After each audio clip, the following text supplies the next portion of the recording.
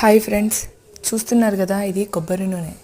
కొబ్బరి నూనెలో మనం గోరింటాకు, మందారం ఆకు, మందారం పువ్వు, కరివేపాకు, జిందా తిలస్మాత్ ఆకు, మెంతులు ఇవన్నీ కలిపి మనకు కొబ్బరి నూనెలో మరిగించి అది చల్లారాక వడకట్టుకొని తలకు పెట్టుకుంటే